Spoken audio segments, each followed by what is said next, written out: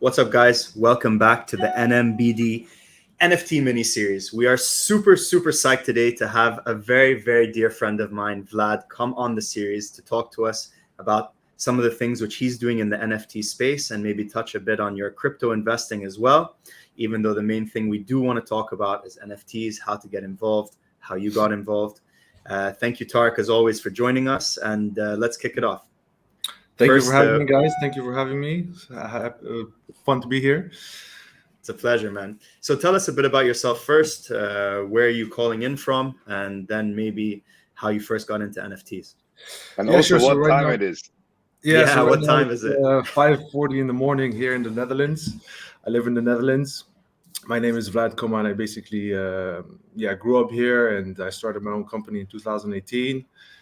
And then also this year started to get into cryptos and NFTs because it's been just a bull run, and you can't ignore the attention that the space is getting. So that's what I've started to get into now as well. Fantastic. Very cool. When did you get into NFTs? When did you buy your first one? What got you excited about them? Yeah, so I bought my first NFT. I think it was more than a month ago. I started. What actually really started for me was, of course, I think all of us being somewhat entrepreneurial mindset based, we watched Gary Vee. So for me, I think I was watching Gary Vee, and in one of the videos, you started to talk Did you about buy a VeeFriends? No, I didn't. I regret not buying one because I see they're so expensive right now. Yeah, floor price is 9 ETH now. Yeah. Oh, is it 9 ETH already? Don't look. It's better not to look, man.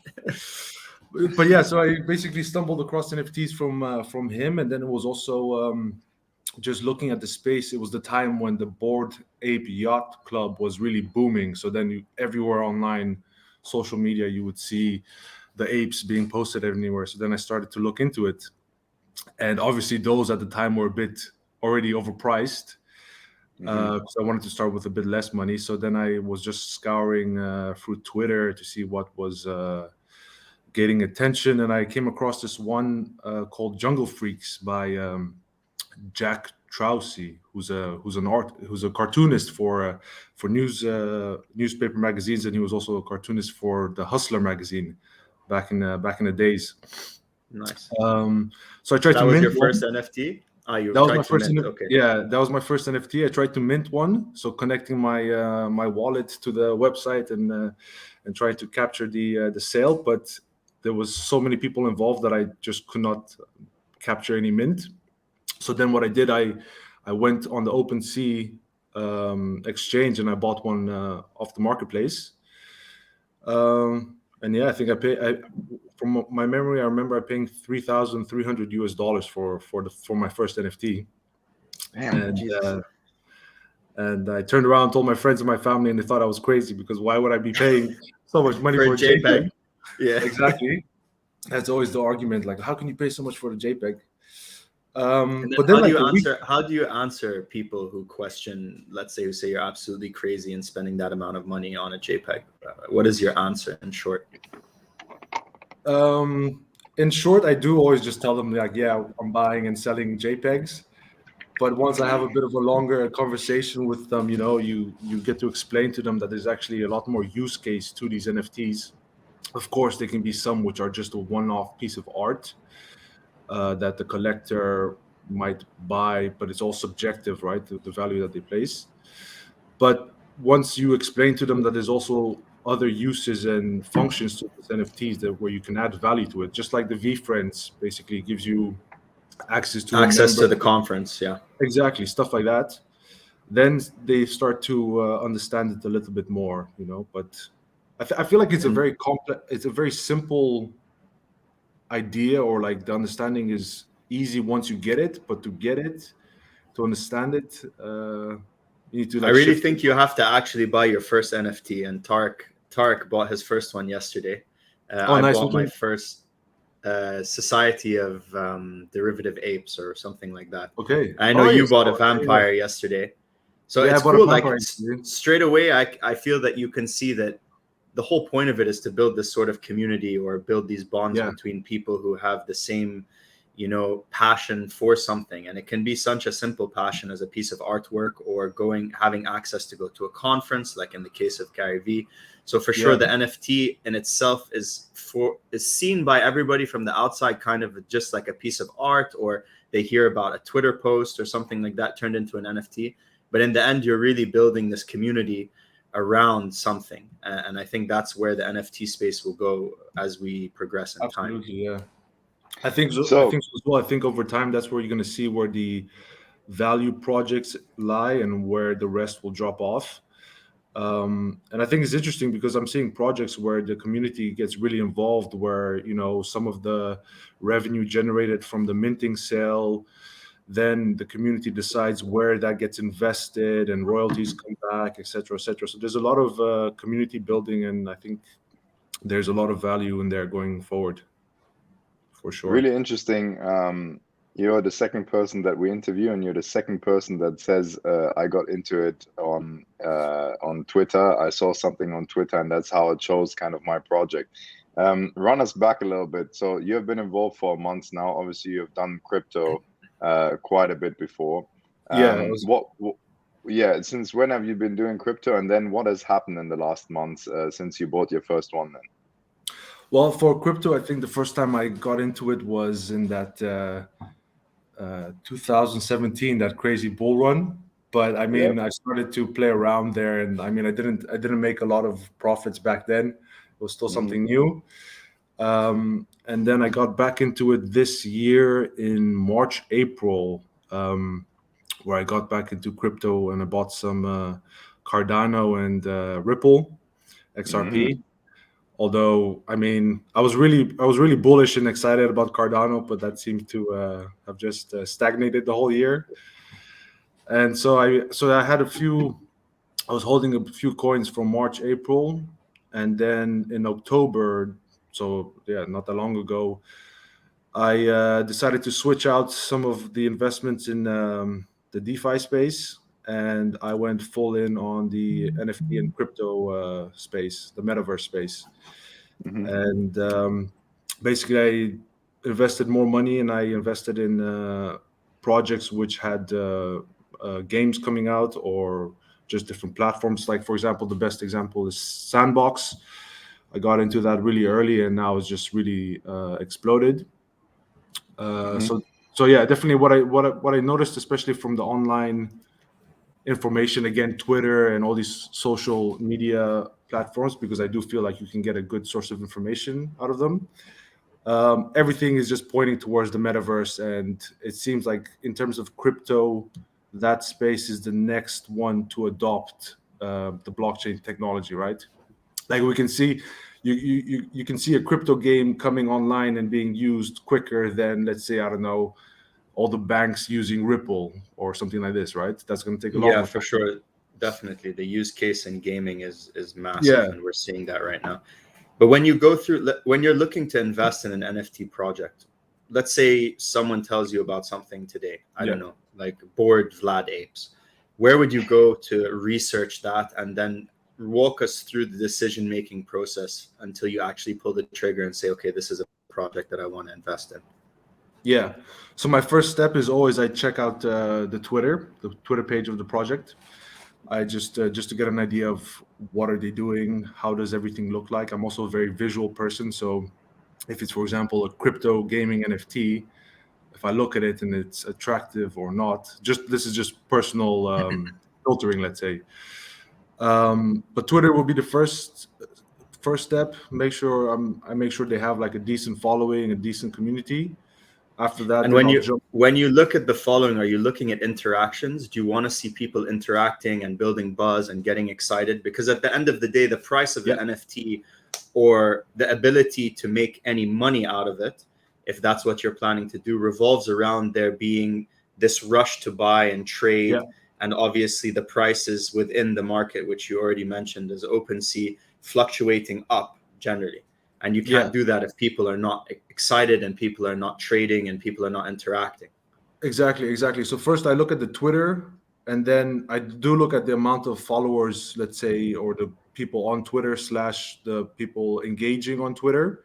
But this is just, let's say, the first step. After this, then I'll jump onto the Discord channels of the specific project, and there is where I take more time and I see exactly what people are saying and how many people are engaging, how many members are there. I would say Discord then is the one that is for me the deciding factor of like, should I jump in on this or not?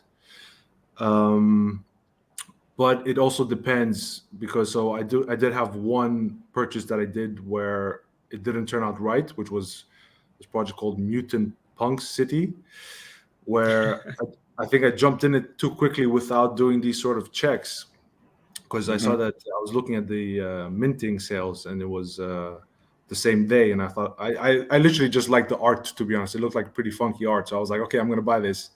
A bit of a punks mixed with Bored Ape Yacht Club, so I was like, oh, this can catch on. But then looking at the Discord groups, I was just seeing so much negativity and like people were calling each other scammers and this and that it really negatively affected the project. And after minting, just the prices completely fell and everybody sold. So I still managed to break even, but like it was a waste of time and investment. But yes, Twitter, Discord to check for the credibility. I would say those would be my main ones. Yeah, and just seeing how actively members are involved and the overall feeling that the members give. Tell us now, what are you really excited about? Like, what 2, 3 projects if anyone listens and wants to get in, like, are you super passionate about? That's a good one. At the moment, I am looking or waiting on a project that's going to come on the 28th, 29th of November. Excuse me. Let me just double check what it was called. Yes, it's by RTFKT Studios, and they have a upcoming drop with a pretty well-known creator. His A name creator in is the NFT space. no, I don't think he's not in the NFT space. He's called Takashi Murakami. I think you had shown me that before. It's like that sort of Chinese, Japanese cartoony art kind of thing, correct? Yes, he's a Japanese contemporary artist. He seems to be well known. But I mean, this collaboration is expected to do pretty well. For example, they previously sold a collaboration between RTFKT and Jeff Stable. I'm not exactly sure who that is, but you can see a pigeon being sold on open seas from this drop for 16.4 ether. That's 69,000 US dollars. Hmm. So Alex, make sure that you write down this name. We gotta check Yeah, this. yeah, I've written it down already. yeah, I mean, if you look at the number of followings that they have, they're already in the hundreds of thousands. And if I check the Discord right now, they're at 76,000 members and or 20,000 people online. So it seems like the community is somewhat real. Mhm. So yeah, this would You're be gonna, one. Sorry. yeah. So, and you're gonna try to get in at the mint. Yeah, exactly. I'm going to try to get it on the mint. Or Can sometimes you what happens explain is a little bit? Can you explain a little bit like what it is to mint and how you do it? yeah, so minting is basically, for at least my understanding of it, is basically when you are able to join either the whitelist, like a pre-sale group, and you get involved in those from being an active member in the Discord channels and just supporting the project overall, or the public mint sale, and it's basically just an auction at a set date and time where you connect your online wallet, whether it's MetaMask or other ones, but I think MetaMask is the main used one. And you're just purchasing the NFT at the first point of sale. You just before people start to add their markup on it. Let's say you pay gas fees, of course, whenever you mint, plus the cost of the NFT from the project developer. Okay, and then if you don't get it, then you just wait for it to be released, and then you buy it on OpenSea. Yeah, so that's the thing. What I usually also do is, for example, if I miss a mint or I'm not able to mint, then what I've noticed is you also have a 24-hour period before the art gets revealed, Mm-hmm. and that is usually when I then go and purchase some NFTs from the OpenSea marketplace, because some people also sell them before the reveal. So I do that. I'll buy a couple unrevealed ones, and then see what the reveal is, and then go from there. Because actually, sometimes what I've noticed is that people mint NFTs, and depending on the gas price or how the project is moving before the reveal, sometimes you can buy NFT on the OpenSea marketplace for the same price that you would have minted it anyway, plus the gas fee. So sometimes the math works out where you can just buy them on OpenSea as if you were minting them. So there's no difference from what I'm seeing sometimes. Cool. But obviously, it's always cheaper to mint, Yeah. because you can sometimes you can mint something for $500, and then next thing you know, you got a $69,000 NFT in your pocket. That's Yeah, also we the all like beauty. that. That's Do also you the feel that beauty of there's it. this? Yeah, there's this element. I mean, yesterday, me and Tarek both bought before the reveal on OpenSea, the Society of Derivative Apes, and you obviously are just choosing a number. You don't actually know what the piece of artwork is going to look like, and that waking up in the morning. I mean, at 3 o'clock they revealed it. So waking up in the morning and opening your OpenSea and looking at it, and then saying, "Okay, is this rare? Is it not rare? How much is it going to be worth?" Then the market starts. There's this feeling of being involved, almost in like investing in a company, or it's similar to investing in like a horse race, to like betting on horses or something like that. There's this element of not exactly knowing what you're going to get that I think that human beings thrive on. And that's why right now the NFT space is becoming so exciting and so interesting. And there is no right or wrong. There is no way to do anything. You know what I mean? You can't say that you're an expert, you're not an expert. It's such a nascent space, and it's such a new way of interacting with digital assets, that I think that's why there's all this excitement and intrigue by everybody. No, I would definitely agree with you. And this is a space just like discovering itself. And it's interesting what you mentioned, how you can use NFTs as an investing tool, let's say, for business. I'm also looking to see if I can get into, I think I mentioned it to you, Alex, see if I can build up a project of my own with NFTs. And I'm trying to see if I can connect it to give back to the community. Is these NFTs, for example, they can give you royalties to, let's say, my company, or let's say the money that we raise, we can take and invest it via the company in whatever commodities. So basically what I do is I'm involved in green commodities with brokerage and trading. So let's say we can take X amount of money, and then we'll go buy, I don't know, carbon credits, and then we'll trade those, and then X amount of the royalties go back, or from the trade, let's say the profits go back to the holders. So there's all these different ways you can play around with it, and yeah, I mean, it's definitely something to look at, I would say. I think Sure. also, I mean, in 2016, 17, Alex and I got involved in crypto, and we were thinking of like doing our own kind of project. And, back then doing an ICO was really not that straightforward. It was still quite complicated, at least to us it was. And I feel like NFTs and doing a project around NFTs is not that complicated. Like there's some ground rules, but now it's based on Ethereum network, and writing a couple of rules is not that difficult, as long as you've got an interesting story and can market it, right? Yeah, I think that's important, like you say, marketing and Well, it's at the end of the day, the NFT is what at the basis. It's allowing you to monetize a community. That's it. Or rally people around something. At the moment, it happens to be artwork, because that's the easiest thing to get people involved in. You have OpenSea, which connects directly to your MetaMask, which allows you to hold that piece of artwork, easily sell it, etc. So the whole experience is fluid.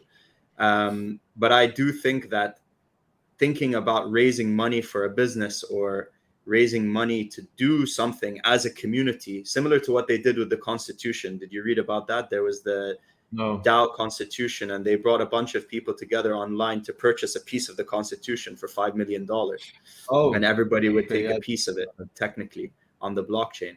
So I think monetizing communities, and then basically, as you were saying, Tarek, simplifying what the ICO did early days in crypto, are two like use cases which will definitely develop as this technology moves along and there's overall adoption by people. NFTs is kind of like the second or third major use case of the blockchain. You had crypto, Yeah. and then now you have NFTs, and it's just Yeah. fully scalable at the end of the day.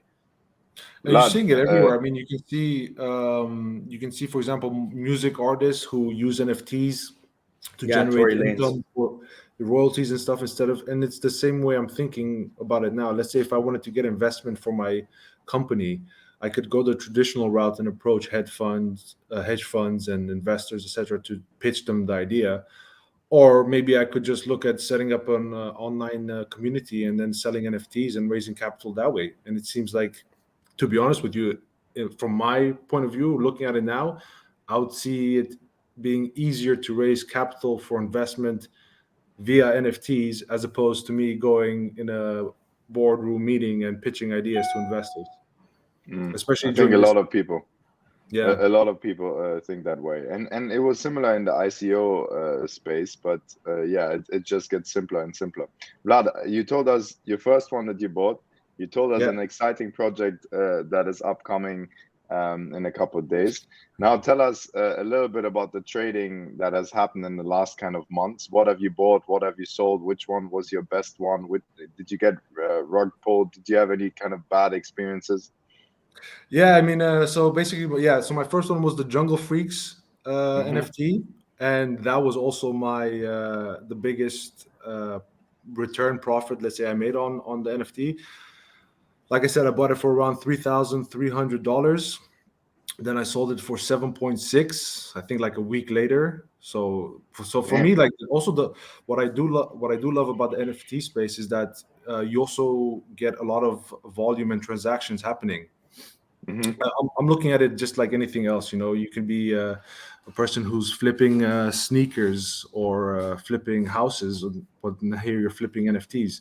And I do like that there's the amount of volume being traded means you can get more flips quicker, therefore more money, let's say more profits.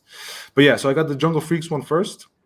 Then I went and I bought some Wall Street Bulls, which is just a profit project where they're getting the Wall Street community involved. It's based off the meme page of Wall Street Bets. It's Yeah, Mm-hmm. on their Reddit. project, and it's pretty cool. You could see some stockbrokers involved, some famous ones that you see on CNN, etc. But yeah, I bought five. I minted those. I got to mint five of those bulls, and and then I sold them all. Um, Overall, for the 5 mints, I made around 2,000 USD profits reselling them. So it was a little bit Nice. less than I would have hoped for. Then I bought Divine Anarchy. I got three of those again minted. I got into the minting sale, so I didn't see what I was buying. Art got revealed. I remember I had a few. I had one that was decently ranked. I think it was in the top 2,000 of the collection. A week later, I sold them again, all three of them, of the Divine Anarchy, and I made around 3K off that. Then I had the Mutant Punk City, that was my one mistake because I didn't look into it as much. Mm-hmm. And but there I got really lucky because so again I bought off OpenSea Marketplace in the blind without seeing the art, Mm-hmm. and I bought five of the NFTs again. One of them I got lucky where it was number 30 in the collection in terms of rarity. So that's also another thing I forgot to mention earlier. I also use the rarity sniper tools to just see the different NFTs. So I got a number 30 in the collection, but the whole project seemed to be a little bit of a bust, let's say. So I just tried to liquidate it as soon as possible, and I got back the money that I invested in those NFTs, which was around 2,200 US dollars. And my latest one was I bought a vampire yesterday from the Sneaky Vampire Syndicate. Ah, Yeah, buddy. Yeah, after discussing with Alex. And again, I wasn't sure exactly which one to purchase. So what I did was I used, again, the rarity tools, and I tried to filter based on different criteria to try and shop for a good deal. So basically, I looked at, hey, I wanted to spend maximum 1.5 ether, and I wanted to see like how much, what is a good deal that I can get for that money. So then I started to filter, let's say, top 2,000 NFTs in the project. Scaled it back down to top 1,200, and within that group, I saw that there were, I think, around, I forgot how many there were. I shared it with Alex. I think there were around 10 to 12 NFTs in that criteria of search. And then from there, you could see that all of them ranked going down in terms of rarity from the most rare to the least. You could see my NFT, the one that I purchased, the vampire, and it was being priced at 1 ether, whereas all the other ones around it are going for 1.8, 1.7, 2 and a bit. And the 1.8, 1.9 prices are for the NFTs which are less rare than the one I bought. So I thought, like, hey, this is going to be this is undervalued or poorly priced. So I bought that one. I spent $4,300. It's going up here. You're spending more and underpriced. more. Yeah. And now, I'm looking to see. I'm going to hold on to it for a little bit, and then I think I'm just going to relist it on the OpenSea marketplace for maybe a sweet spot somewhere in the middle. Let's say 1.65, 1.5, somewhere not too high, but somewhere maybe where if somebody else comes across and they also see there's a little bit of value on my NFT, maybe they'll buy it off me. But then I also explained to Alex what I also do is, let's say I'll take my picture of an NFT and I'll share it in the Discord group. I'll share it on Twitter, just create a little bit of marketing towards it, get some hype around it. Nice. And yeah, So it's then like buying any asset at the end of the day. You're looking for something which you believe is undervalued and then try and sell it for a profit. And do you consider yourself a flipper, or do you actually look at getting involved in these communities and in these groups and holding more long-term, hoping for a Bored Ape Yacht Club kind of situation? I mean, if so far I have not really come across, or let's say I have not dived in and given so much time for me to say like, yo, I want to be part of this community specifically. I think if it would be something like the V Friends, I could get into that. Or man, Alex, Vlad is a trader. He trades commodities for a living. He has been trading crypto for years, and he's getting into NFTs. JPEGs. It doesn't matter what it is. He will try and make a buck off it, which is amazing. It's amazing how. Yeah, go on. No, I totally agree with you. I think that's a pretty accurate description of myself, to be honest. Yeah, and you've been in it now for months. You've done 4 or 5 projects. You've already scouted your kind of next one that you want to get in, and you haven't really had a bad experience yet. And that's testament to bit of luck, probably bit of good research on your side, and learning from other people making mistakes, and having been involved in crypto for a while. It's not like the first time you trade anything, right? You have seen bad things happen before. True. But I mean, I would say also one thing that I do like about, or I say about myself, is that I also don't say no to things. Like, I'm happy to try new things. NFTs comes, like, okay, let's just try some NFTs. I think if you don't get involved or don't try, then you miss opportunities. So, but that is true. I do think I got lucky and avoided a lot of these bust projects where there's also a lot of projects where people just collect money and then they'll disappear and you'll never hear from them again. But there's also another project that I missed, but I was looking into that got me thinking. It's called JRNY Crypto, and it's similar to exactly what you said, Alex. It's basically monetizing your community. And this guy is basically a online, I don't know, I guess he's branding himself like a crypto expert, but basically technical analysis, and he looks at different projects and where it's going. He had an NFT drop the other day as well, and he sold 10,000 pieces, but the mint price was 1 ether, and now I'm seeing the floor price is 2.598 ether, Oh man. which is insane. And all he does, if you look at the, if you join the Discord, it is similar to it's exactly what we were saying. It's just a community, and they're all investing together and they're discussing about where the crypto is going and stuff like this. So there's not much to it Yeah. except the community So value.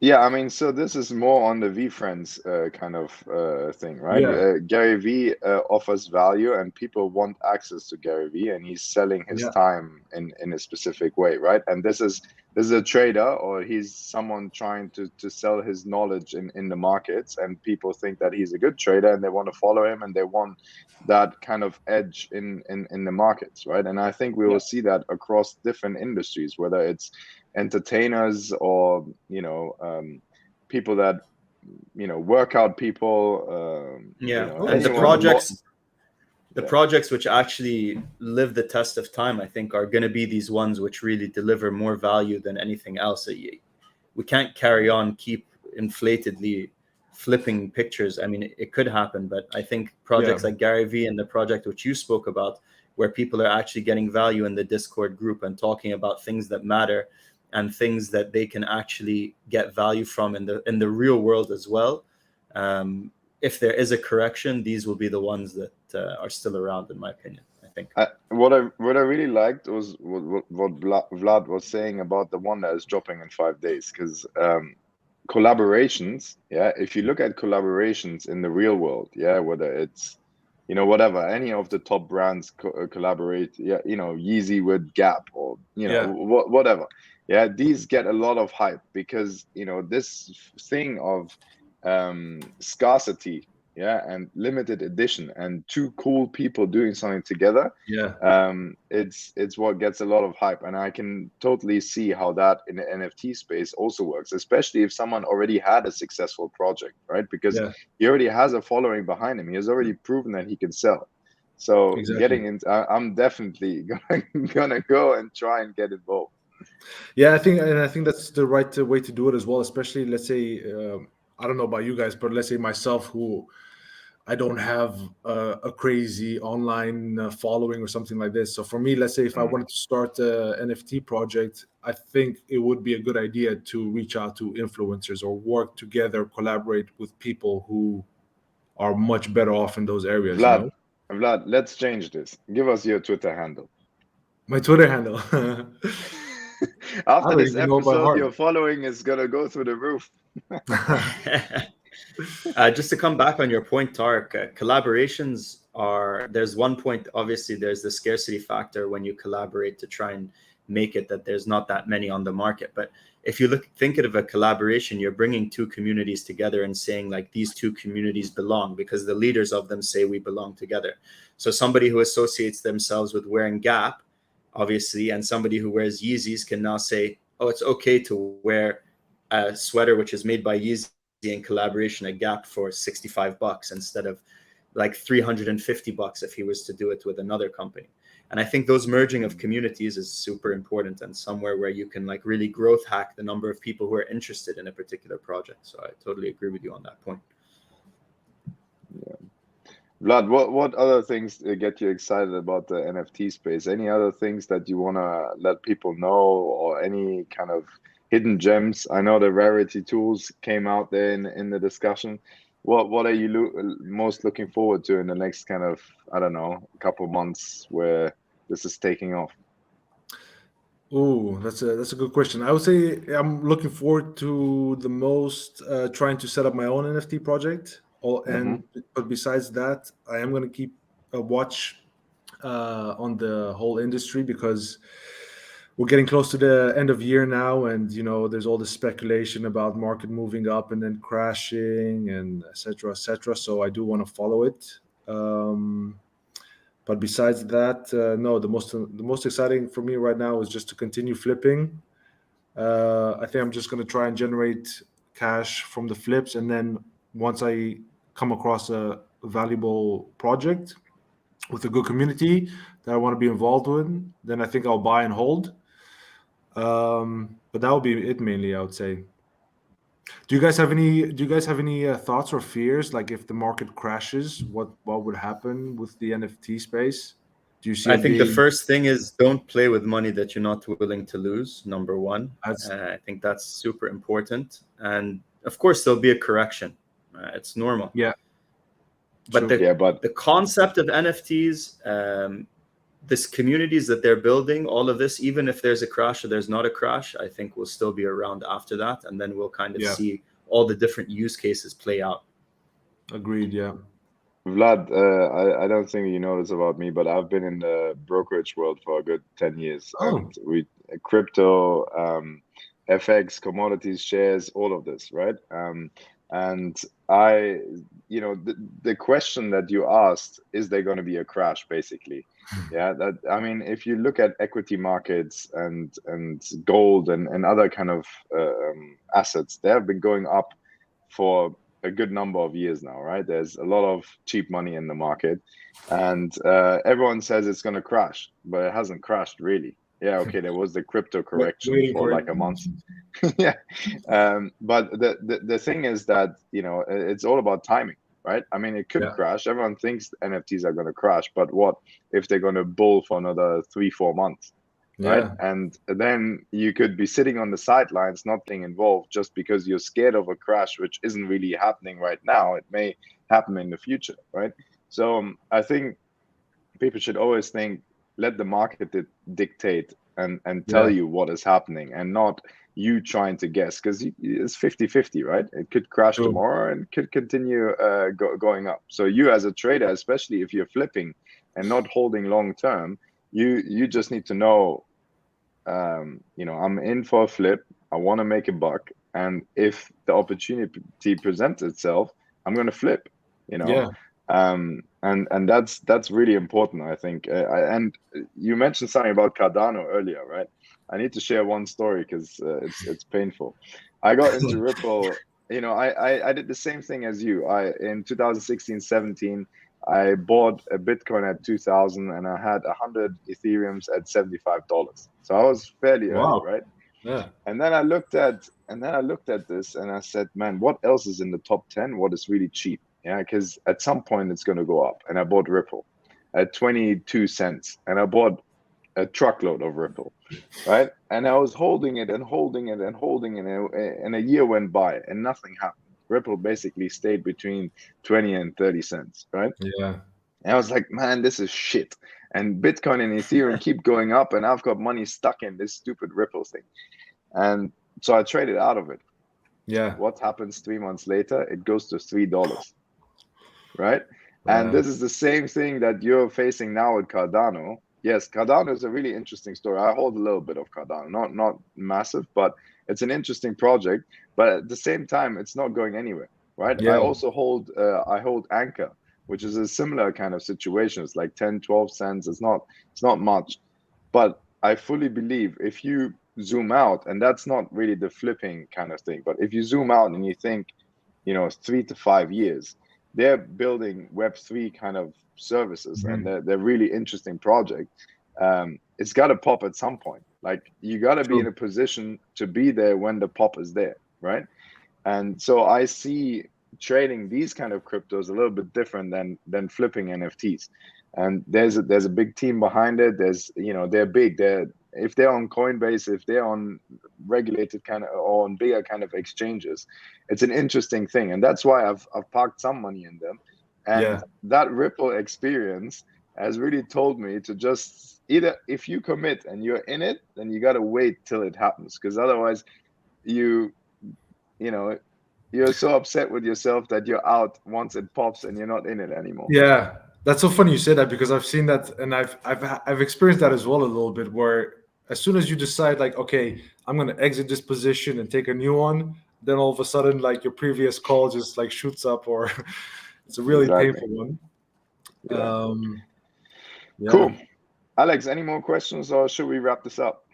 No, I think that's it, man. It was really a pleasure, Vlad, to have you on here. Thank you for a wealth of information and sort of your experiences. And I hope everybody who is listening got a bit of value. Thank you once again for waiting to the end, and see you on the next episode. Thank you so much, Vlad. Have a lovely Thanks for day, having man. me. All the Thank best, you. everybody. See you soon. Bye.